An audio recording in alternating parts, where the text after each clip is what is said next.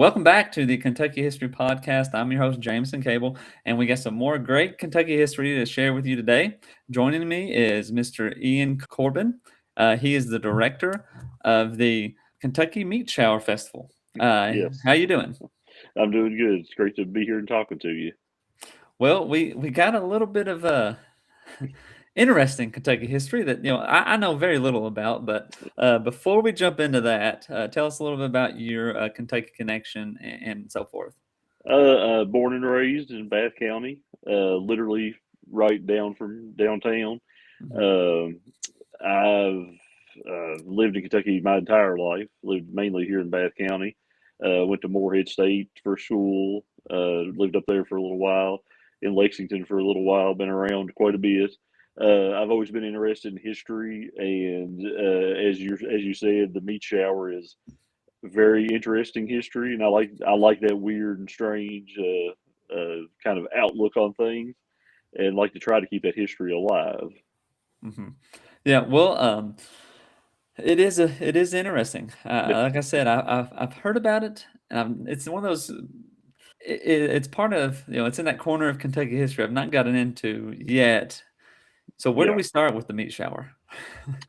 Well, the meat shower, it started in March 3rd, 1876. Miss Crouch was out on her farm doing some laundry, making soap, is the story. And as she was, a piece of something fell from the sky and hit her. And when she looked down to see what it was a chunk of meat. And then as she looked up to the sky, it was raining meat. They say it covered um, a football field, but that's just like size wise. It of course wasn't Hmm. piled up. Some people think it was like piled up 3 feet deep. It wasn't that much, but it covered about a football field size of her field. Uh, then she went and got a hold of like the constable. The Hmm. constable came into town, got the sheriff. The sheriff notified the judge and other folks, and then the when the media found out, it became a local story, which then turned into kind of a statewide story, which then became a national story, which then turned into actually an international story, where we had people actually come from. I think the ones I know of are like from France that came to actually see the Wow. area and check it out. And it just so happened it was right beside. It used to be called the Olympia Springs Hotel, and they had natural springs, and it was kind of a uh, what they would call back then like a health clinic or a Yeah. spa, Yeah. where people would go out and just kind of visit. So they luckily they had a place to stay right beside where it happened. Yeah, yeah, which Bath County is named after all the Yes, yeah, mineral springs and so much, which those are around all over the state. yeah, yeah, A bunch of them, a bunch of hotels too, yeah, similar, would yeah. It be was a right very beside those popular, springs. yeah, very popular destination back then. Yeah, so that's that's I can understand, especially in the what'd you say, 1876. 1876, this Yeah, because happening. this marks the 150th anniversary of it, so that's why we Mhm. decided. We actually last year I was just looking back into it. It became popular again. There was folks like Kentucky for Kentucky and Shop Local Kentucky that were like putting Mhm. out shirts for it for no, as far as I can tell, no reason they were doing it, but it made me look it up again. Then I did the math and realized that last year was 149, and Mhm. I was like, well, let's if we're going to do it, let's try. We did like a test run last year, Yeah. and it ended up having around 600 people come into Oh, town. awesome, yeah. So it's like, all right, let's 150th, let's blow it out and have a big time. So that's the Yeah, plan for yeah. this year. Uh, that's good. That's a good idea. Um, so did anybody ever figure out where the meat came from? The At the time, Mhm. uh, they had people come from as far as San Francisco to investigate it and to look at it. Mhm. And the people that came, there was at least 3 to 4 accounts of people tasting it. It was raw meat out of the sky that they were willing to taste. Uh, you had a couple of folks, they compared it to um lung meat. And Mhm. some kind of described it as horse. lung meat and horse meat. And then there was a pretty famous at the time, a trapper that like he hunted and trapped all the time. Mhm. He said it was bear meat. He swore it was bear meat. Uh, and then you had other folks that it went all the way up to like it was baby meat they called it, which was literally meaning like an infant. Mhm. Uh, and these guys tasted it, which was extra weird. Uh, Yeah. also, the fact that it had been sitting out for 2 weeks and they were willing to Oh taste it. gosh. Also, it was a different time. Mhm. Yeah. They were a little braver, but uh, it is most likely it is most likely horse meat. The theories came in from Kurt Goad, which is the professor at Transylvania University, which we'll talk about here in a minute, because him and Jamie that works at Transylvania are the, as I call them, the keepers of the meat. They have the only authentic sample it Oh, oh. has the paperwork. Uh-huh. It is the only piece left. There are other people in I think actually even at UK and Louisville, U of L, that they say they have samples, but there's no documentation of Yeah. it Yeah. coming from 1876. But one of Kurt's favorites is these. They thought it was an exploded planet in space that a comet had come down and it like burned up in the atmosphere, and the comet just happened to have like alien cows or whatever on it, and it burned up in the atmosphere and fell to the sky. It, Then ha- it had been cooked. It had been cooked yeah, though. If it was. yeah, it would have been raw. You also had one of the big theories was it's got a name, but it's basically like a little tornado appears out of nowhere. They thought it Mhm. like sucked up water out of a creek along with like frogs and fish and tore it all up, and it dumped it like a mile down the road on this farm. Yeah. Uh, which it is a thing and it does happen, but it Yeah. is highly unlikely that that's what it was. And then the most confirmed, most likely story is some vultures were eating a dead horse in a nearby farm, took off, and it's a thing where if one vulture vomits, they all vomit because Oh. it's a sign to them that something's wrong with what they just ate. Yeah. And I did not realize until meeting with Kurt and stuff talking about it, and a couple of our local history guys, that apparently vultures can fly like extremely high up in the sky to where you can't Mhm. see them.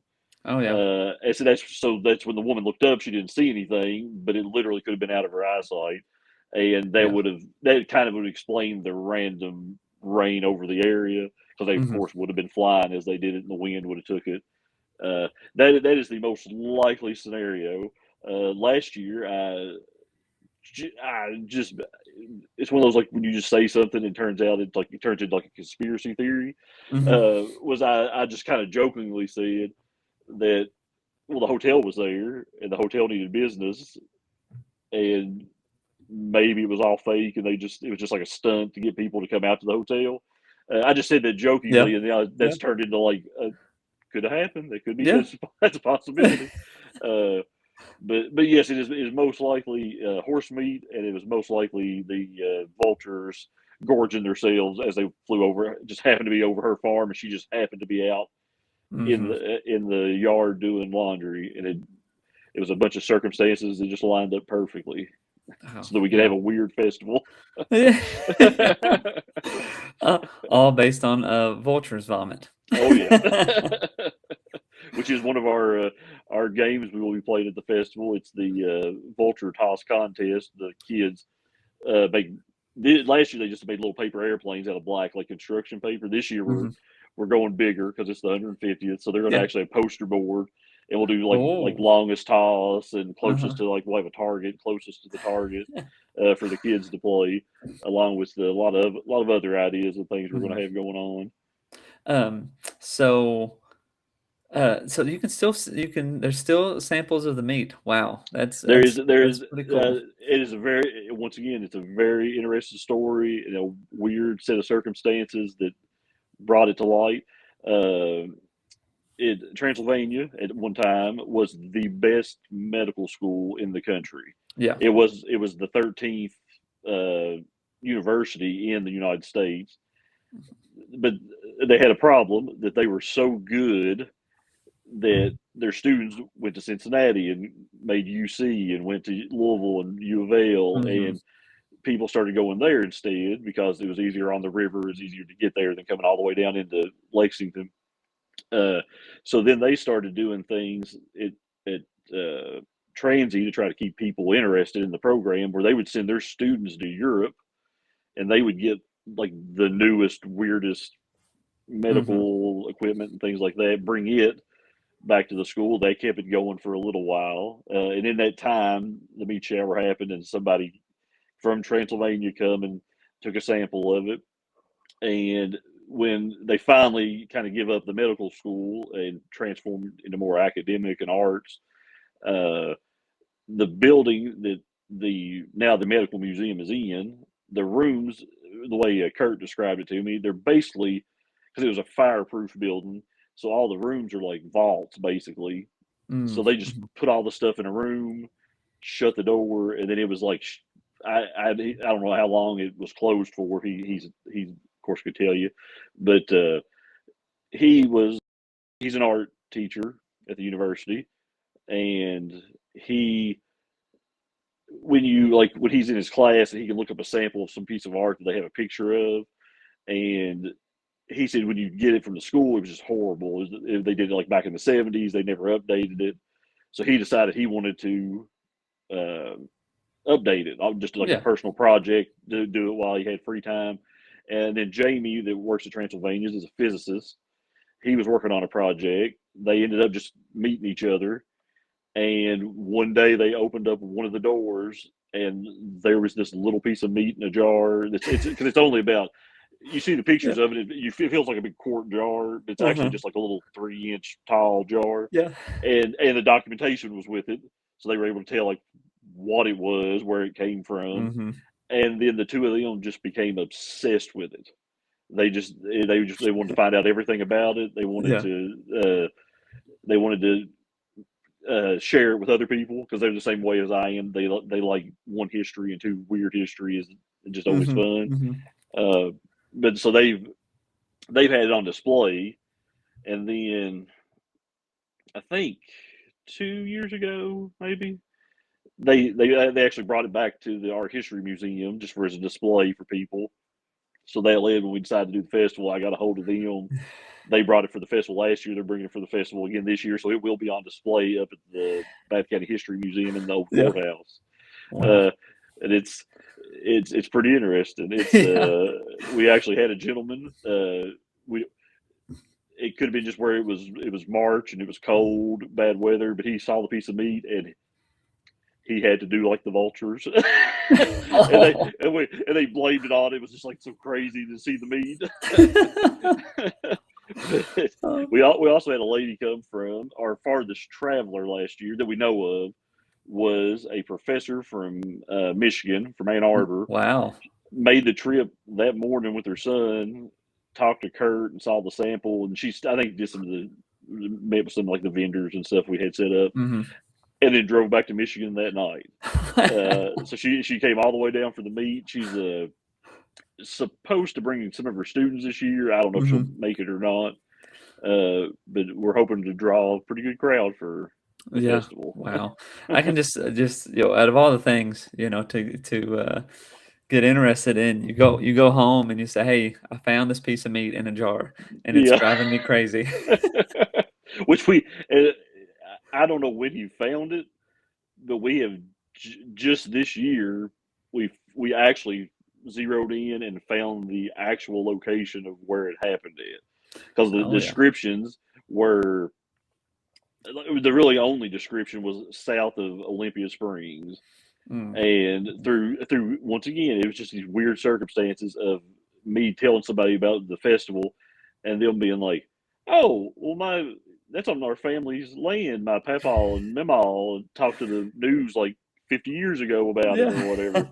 uh so we've actually it's cornered down, it's on a little road out in out as you go to 36, you're going towards Menifee County. It's a Mm-hmm. little road called Pistol Road. There was just this. It was the Crouch family and the neighboring farm, I believe, was the Swartz family. Mm-hmm. It's just this little piece of land, Yeah. and it's literally straight down from where the hotel used to be. So Gotcha. it's sort of in view, but it's not. It's I don't know. It's probably like not even a quarter of a mile from where the hotel Mm-hmm. was.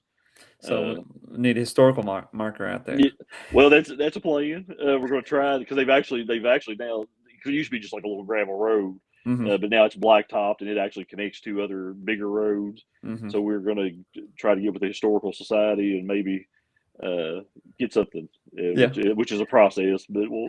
we'll find it. We'll try. Yeah. Yeah. Well, well, when I first, I had heard about it. I kind of would think maybe it was like, um, somebody blew something up, maybe, Yeah, and it just yeah, that made it was to that area, another but another theory. But definitely not a but plane because of the time frame. yeah, yeah, back then, yeah.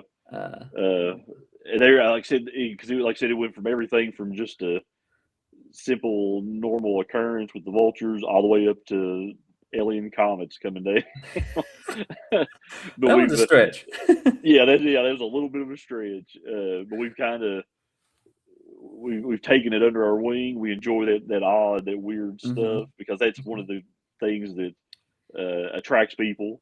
Yeah. Yeah. Similar to we have actually up in the History Museum, which has nothing to do with the meat shower, but like it was a sighting of UFOs back in the day, and we've got it over Oh. in a section, and Hmm. people come just to read about it. Because it's one of these. I was talking to people last year about it. If you ask a student out at the high school,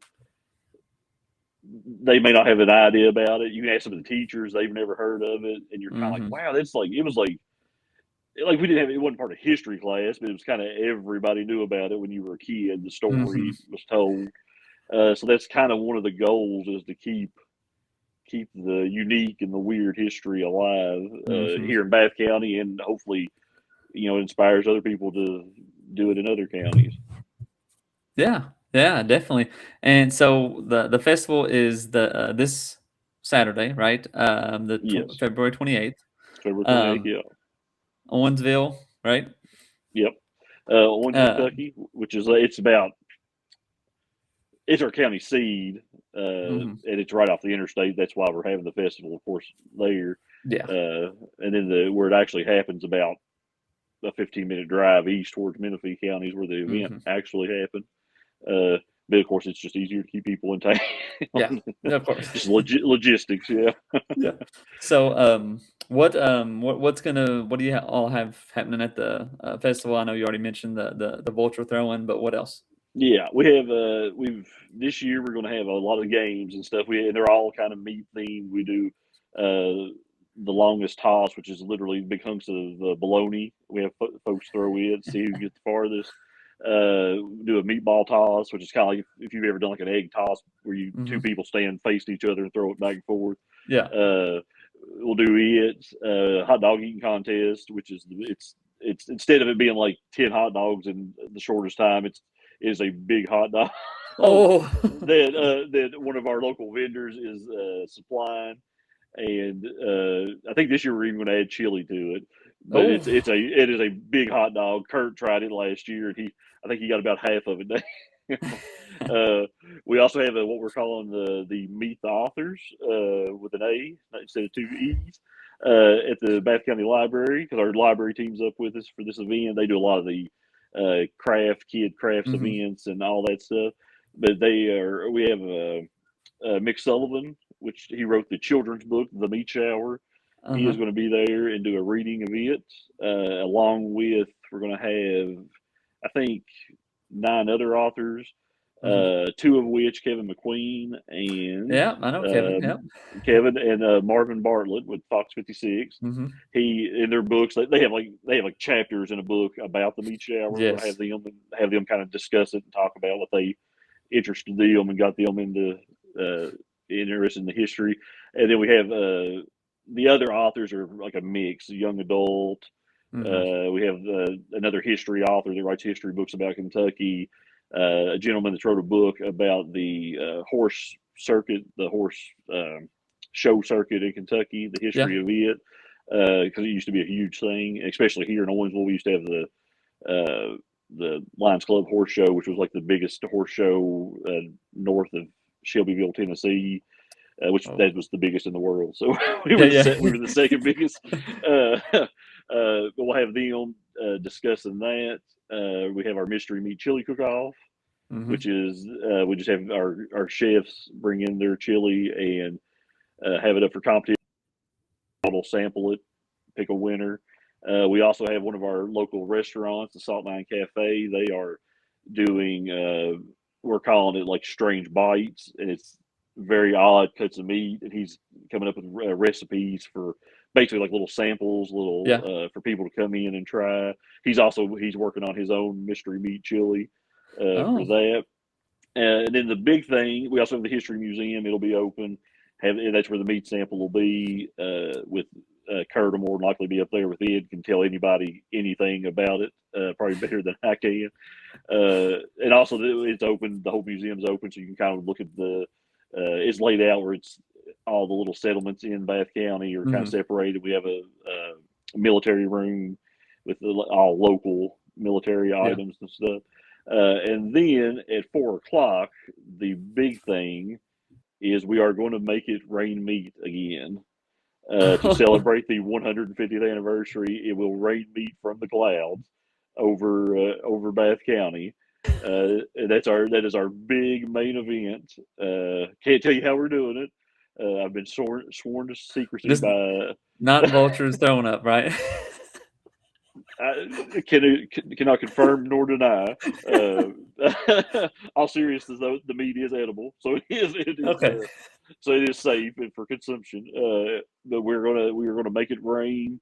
Right now, we're working on the specific location because we want to have it actually out at the where it happened, but with logistics, it may just be too far out. Hmm. So we may do it somewhere a little closer to town.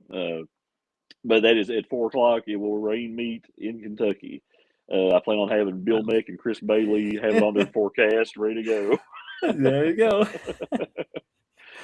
And that'll be our big conclusion. We also have a lot of craft vendors that have some of them have some meat themed stuff. We have a lady that's going to make our shirts for us, so we have actual merch this year. Ladies will make stickers for us and like the tumbler cups with the logos and stuff on it. Hmm. We have a local guy here that does the laser etching woodwork stuff. He makes our little mascot. If you go to our page, you'll see him. We call him Meat Man. He's like a little steak with arms and legs. uh, he's So we'll have all that kind of stuff if people are interested in buying merch for the event, because all and that money goes back to our group, which is Owensville Trade Days, and that Hmm. leads to our other festivals and everything. It goes because our goal is, as far as for the vendors, if they want to set up at our events, it's completely free. And Hmm. then it's as far as if you are a family, yes, you can go visit the vendors and buy stuff, but you can come for free, play the games for free, be in the giveaways for free. And that way, a family can come out and enjoy this small town and Hmm. don't Yeah, have to worry about breaking the bank because, as we all definitely. know, it's a little rough nowadays. Yeah. Yeah. Yeah, well, that, sounds, I mean, sounds like a great time, and, having it rain meat would be a crowd puller, right?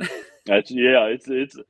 I was very pleased last year with it because I was. It was a little where it was cold, and we have indoor location for vendors. Of course, the library does all our kids stuff, and then the history museum. So you'd walk outside, Mm, and there'd be people, but it wasn't a huge amount of people, and I was kind of like, well, it's there's people here. It's all right. Well, then I was talking to our fellas up in the history museum. They have a book for you to sign in with, yeah. and they had like 500 people sign in. Oh, Well, then I got wow. to talking to people just out in the street because I have to wrangle them around for the games and stuff, and they were like, Mhm. "Oh yeah, we didn't even go up to the museum." And I was Wow. well over 100 I spoke to that didn't even go up to the museum to see the meet. So hopefully they'll Mhm. come back this year go up and check it out. Yeah. Can't taste it though. That's Yeah. Oddly enough, Kurt did make. You can't have them because they're old. They're kind of expired. But he actually made jelly beans. He sent the sample to the lab, and they made a jelly bean that tastes like the meat sample. Oh God.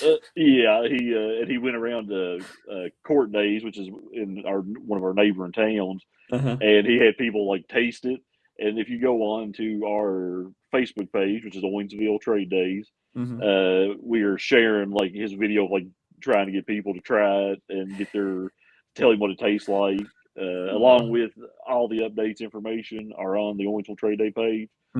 So feel free if anybody's listening and wants to check it out before they come, they can. And I'll have things like event maps and schedule of everything. That way you can kind of, if you're there for something specific, or if you're trying to catch a little bit of everything, you can see the times and get around a lot easier, hopefully. Yeah. Yeah. Again, thank you for preserving this little bit of Kentucky history. This, like you said, an odd bit of Kentucky history, but that's what the channel's for, and that's what you all are doing as well. Yeah. That's the idea, keeping it alive. Keeping this history alive. Anything else? Go over the times and stuff when people can come and all that. It's this Saturday, February 28th. The event itself is noon to 5 p.m.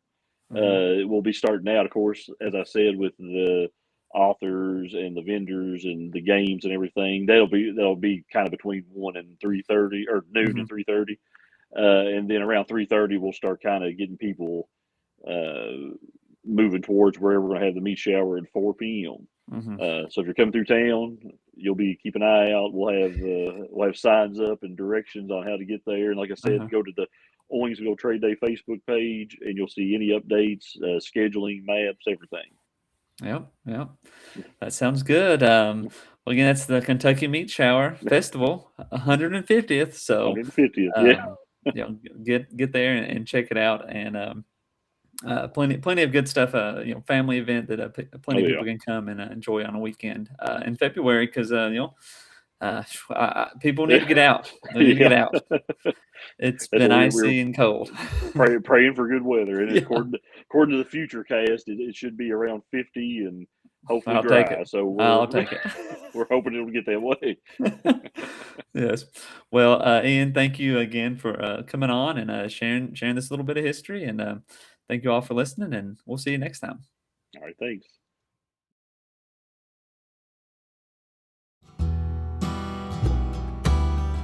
Welcome to the Kentucky History Channel, where we strive to bring you all the Kentucky history content you want and you deserve.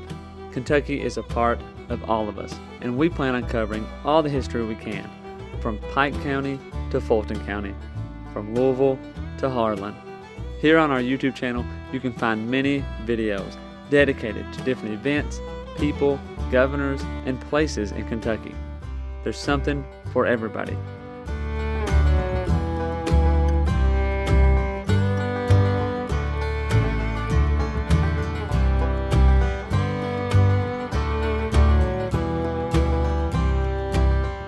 While you're here, if you like the channel, hit the subscribe button and the notification button so you get notified anytime new Kentucky history is available. And if you want to support the channel, we have a Patreon page as well, or patreon.com/kyhistorypod. You've probably heard about Daniel Boone, but what about the rest of the frontiersmen who came to Kentucky and settled?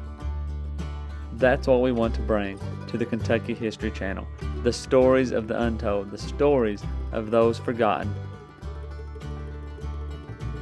One thing to expect on our channel is great Kentucky content.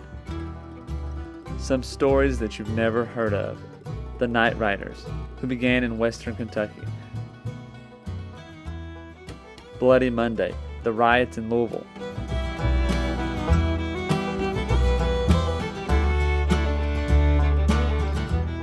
The assassination of Governor Goebel, the only governor ever assassinated in the United States. Stories from all over Kentucky, stories that are unforgettable once you've heard them. You can find out who counties in Kentucky are named after and how your county got started From beginning to end, we plan to document every county in Kentucky, all 120. Reach out to us on all of our social media platforms, Twitter, Facebook, and Instagram. And also leave a comment on one of our YouTube videos. You can also check out our podcast episodes. You can subscribe to our podcast on Apple Podcasts, Spotify, iHeartRadio, and many more.